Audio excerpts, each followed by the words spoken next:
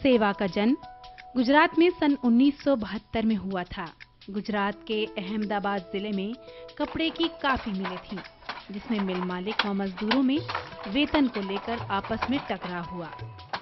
समस्या का हल निकालने के लिए मजदूर महासंघ का गठन हुआ, लेकिन इसमें महिलाओं की भागीदारी नहीं थी और इस संघ से महिलाओं को कोई फायदा भी नहीं हो रहा था।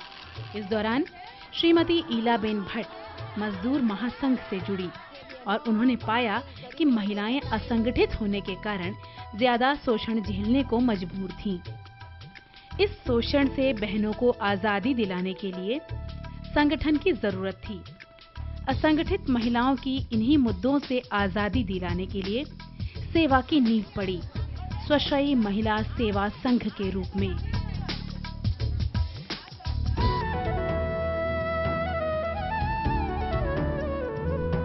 असंगठित क्षेत्र में काम करने वाली गरीब श्रमिक महिलाओं का संगठन है सेवा, जो महिला श्रमिक कामगारों के आर्थिक व सामाजिक सुरक्षा के लिए काम करती है। सन 1972 से शुरू हुई सेवा आज देश के 9 राज्यों में असंगठित क्षेत्र की 12 लाख से ज्यादा महिला श्रमिकों को अपने साथ जोड़ चुकी है और उनके विकास की दिशा में कार्यरत है। आज सेवा गुजरात, मध्य प्रदेश, बिहार, केरल, दिल्ली, राजस्थान, उत्तर प्रदेश, पश्चिम बंगाल एवं उत्तराखंड में स्थापित हो चुकी है।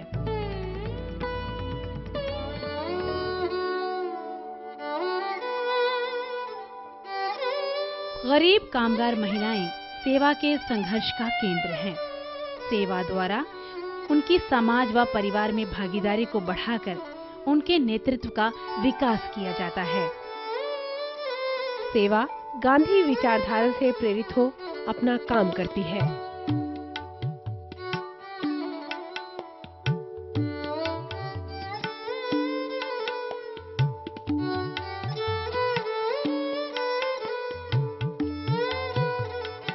सेवा का मूलभूत तो विचार गांधी विचार है।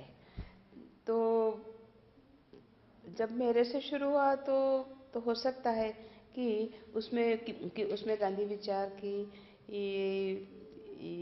काफ़ी असर और फैशन उसमें रही होगी कि कई प्रकार के कौम है, फिर कई प्रकार की भाषा बोलने वाले हैं, कई प्रकार के धर्म को मानने वाले हैं। तो हमारा कल्चर है कि वी आर ऑल वर्कर्स, हम सब कामदार हैं, हम सब महिला श्रमिक कामदार हैं। जो काम की दुनिया है, जो रोजगार का विश्व है, उससे पहचान होती है। कपड़े पहनने में भी सादाई का आग्रह खास है, गहने नहीं पहना है, तो जो कुछ थोड़ा बहुत जो अपने रिवाज से है वो पहनना चाहिए, क्योंकि तभी हम तो गरीबों के जीवन के साथ आत्मसात तो हमें होना ही पड़ेगा। तो तब हम इनके पास काम करने को जा सकते हैं।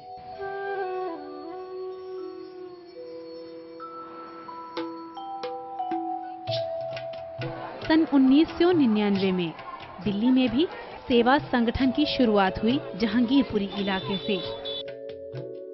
आज दिल्ली के रघुवीर नगर, सुंदर नगरी, नंद नगरी, गोकुलपुरी, राजीव नगर, सीमापुरी, आनंद विहार, न्यू अशोक नगर, मुल्ला कॉलोनी, गीता कॉलोनी एवं अलीगांव क्षेत्र में विस्तार हुआ।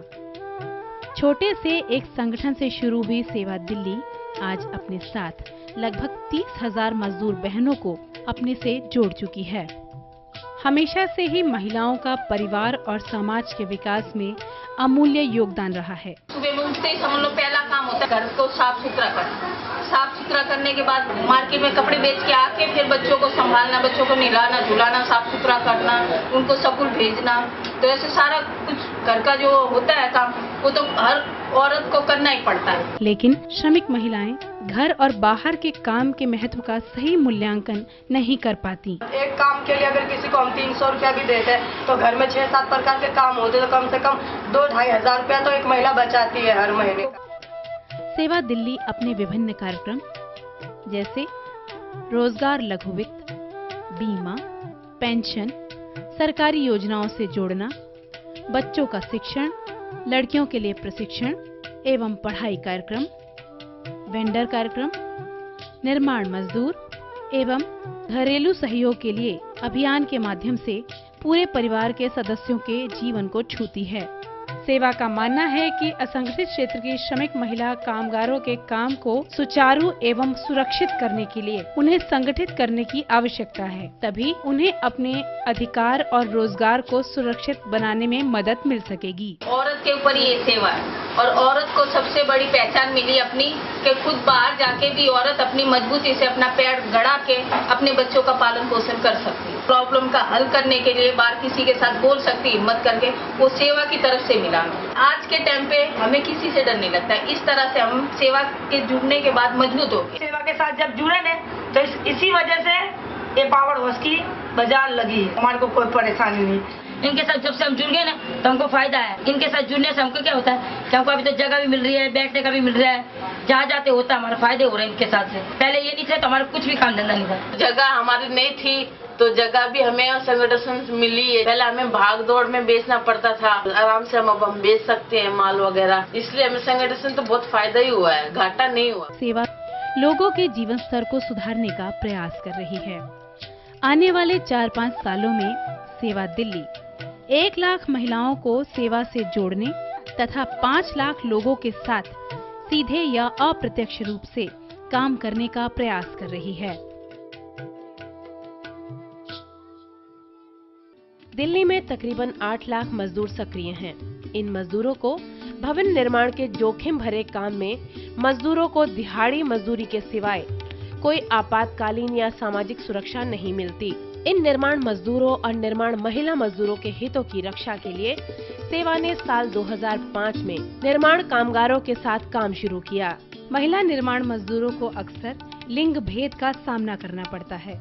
घर गृहस्थी के साथ जोखिम भरे माहौल में उन्हें दिहाड़ी भी कम मिलती है। जी ये तो नियम है और शुरू से चला आया है। जो मिस्त्री लोग हैं तो वो काम करते हैं और हमारा ये तो जानी बेलदारी का काम, हमको ढलाई का काम दिया जाता है औरतों को तो ज्यादा करके। जैसे आदमी की ना औरत की वैल्यू बराबर नहीं है, मात्रा बराबर नहीं है, इसीलिए वो हमको काम दिया जाता है कि बेलदारी का। 2 मंजिल कोठी होती, 3 मंजिल कोठी होती, 4 मंजिल कोठी होती, जितनी मंजिल हो तो उतनी मंजिल हमको ऊपर ले जा पहुँचाना पड़ेगा मसाला। वो तो और जवान होती जब तो पता नहीं चलता, अब बाल बच्चे वाली हो गई तो उसको तो कमजोरी आ ही जाएगा, फिर तो जोखम तो होता ही है, लेकिन मजबूरी में और कर नहीं पड़ता हमको। अब हमारी ढलाई उम्र घट गई है फिर भी हम अभी तो करते जा रहे हैं। अब नहीं करेंगे तो हमारे बच्चन के खाने खुराकी कैसे चल पाएगी। हम ही जानते हैं जी, हमारी मजबूरी में काम करने पड़ता है। बच्चे को टोकरी में रख दिया, पार दिया, चाहे ईंट गिरे, चाहे ऊपर से कुछ भी गिर सकता है, ऊपर 3-3 मंजिल पे ईंट लेके चले गए बच्चे को, चाहे कुछ भी हो जाए, लेकिन भगवान भरोसे छोड़ के चले जाते हैं।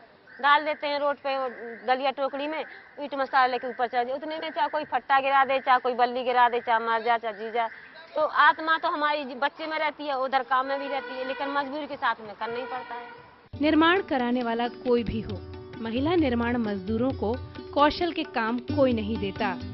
कर सकते जी, क्यों नहीं कर सकते हैं। फिर यही है ना कि वो काम कराने को राजी नहीं है, कह रहे तुमसे काम नहीं होगा, ये मिस्त्री का काम, कहीं गलत हो जाएगा, कुछ हो जाएगा, मिस्त्री तो सही काम करेगा। दिल्ली सरकार द्वारा श्रम मंत्रालय में साल 2002 में निर्माण मजदूर कल्याणकारी समिति की स्थापना की गई। सरकार द्वारा दी जाने वाली लाभकारी योजनाओं के लाभ मजदूरों को मिले, इसके लिए मजदूर का कल्याणकारी समिति में पंजीकृत होना जरूरी है, लेकिन मजदूरों को पंजीकृत न होने की वजह से इन कल्याणकारी योजनाओं से जुड़ाव नहीं हो पाता। सेवा ने निर्माण मजदूर अभियान द्वारा 1100 मजदूरों को सही दस्तावेजों के साथ पंजीकृत करवाया है, जिसके अंतर्गत बच्चों को वजीफे और मजदूरों को चिकित्सकीय सुविधाएं मिल रही हैं। सेवा दिल्ली ज्यादा से ज्यादा मजदूरों को कल्याणकारी बोर्ड से पंजीकृत करा के जोड़ेगी, ताकि उनको योजनाओं का लाभ मिले। पंजीकृत होने से निर्माण मजदूर दिल्ली श्रम विभाग में सूचीबद्ध होकर उनके प्रत्यक्ष संपर्क में आ जाएंगे। किसी भी मजदूर के लिए बहुत जरूरी है कि वो बोर्ड से पंजीकृत हों। पंजीकृत होने का फायदा ये है कि हम ये समझ सकते हैं कि आप अभी इस क्षेत्र में यहाँ पर काम कर रहे हैं, आप इस क्षेत्र में यहाँ पर मौजूद हैं, और इससे दी जाने वाली जो सुविधाएं हैं, जो कि बच्चों को छात्रवृत्ति देने की बात है, अगर आप पंजीकृत नहीं रहेंगे तो हमें मुश्किल होगी आपको ढूंढने में। आपको अगर हम ढूंढ नहीं पाएंगे तो आपके बच्चों को हम सुविधाएं नहीं दे पाएंगे। तो अगर आप पंजीकृत होंगे तो ये सारी समस्याओं से हम बच सकते हैं, और इसके अलावा भी अगर कोई सुविधा हम लोग अपने यहाँ लागू करना चाहेंगे और चलाना चाहेंगे तो ये काफी आसान रहेगा, क्योंकि आप बोर्ड के पंजीकृत मजदूर होंगे। सदस्यों को पंजीकृत कार्ड मिलने के बाद ये प्रयास रहेगा कि सभी योजनाओं का लाभ मिले। मजदूरों के संगठन को मजबूत करने के साथ साथ विभिन्न क्षेत्रों से लीडर तैयार किए जाएंगे, ताकि वे अपने हक की लड़ाई खुद लड़ सकें।